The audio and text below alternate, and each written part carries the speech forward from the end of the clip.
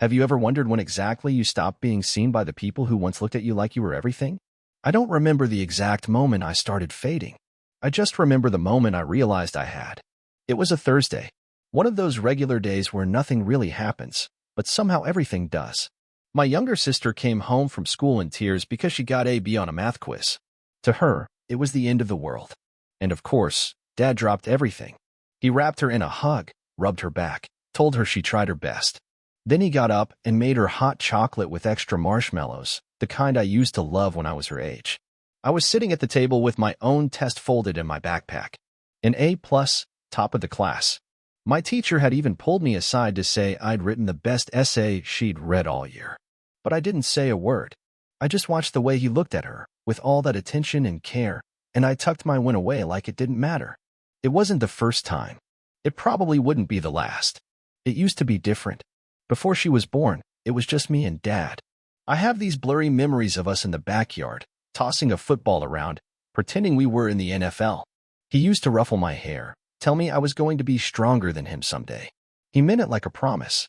He was my hero. Then she arrived. And slowly, the space between us started to widen. At first, it was little things, her crying in the night, needing more attention. I understood. She was a baby. She needed him more. But years passed, and the pattern stayed. If she was upset, the world stopped. If I was quiet, I was fine. The favoritism wasn't loud. It never had to be. It was in the fridge door where her drawings lived, and mine never did. It was in the way Dad posted about her school play, when she played a tree, but barely noticed when I won a math competition. It was in the small ways he rushed to make space for her, but expected me to hold space for everyone else. And I did. Quietly. For years. I worked. Hard. Kept my grades up. Stayed out of trouble. Didn't ask for much.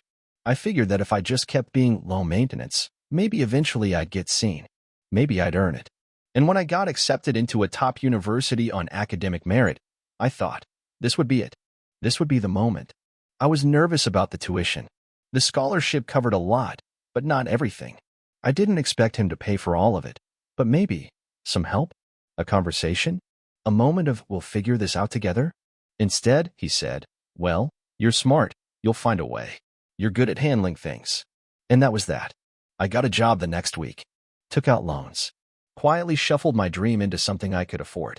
Then, 2 years later, she got into different school, art program, more expensive, less scholarship money. And without hesitation, Dad paid the full tuition. Art school's hard to get into, he said. She needs the chance to chase what she loves. No mention of how I chased mine with no help.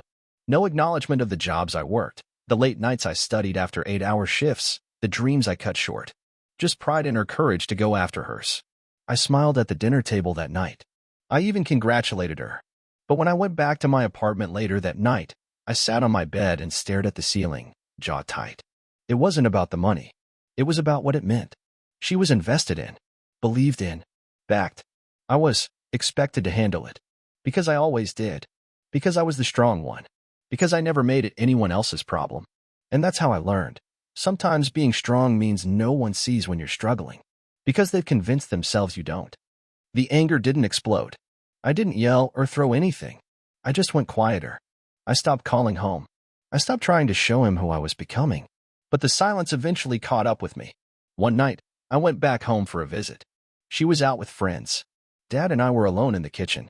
He made coffee, small talk. I gave one-word answers. Then he said, out of nowhere, you've changed. I looked up. Have I? You're distant. I held his gaze for a moment, then said, do you even know who I am anymore? He blinked. Of course I do.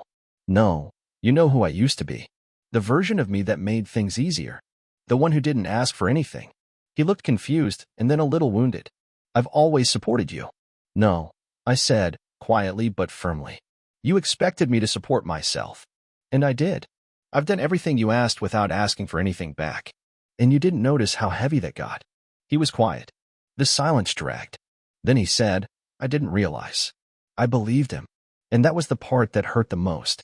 That night didn't fix everything. It didn't erase the years. But he heard me. He sat there and stayed there. No excuses. No defenses. He just listened. Since then, things have started to shift. Slowly. Imperfectly. He checks in more now. Not about school or money, but about me, my art, my thoughts, who I'm becoming. He even asked if he could help pay off part of my student loan. Not out of guilt, I don't think, but out of love finally seen through new eyes. I still carry some of it. That quiet ache. The weight of being the one who was always fine. I still flinch when I hear her getting praised for things I used to dream of being noticed for. But I also know this. I'm no longer invisible. I don't wait for someone to hand me space anymore. I take it. I speak. I show up as I am.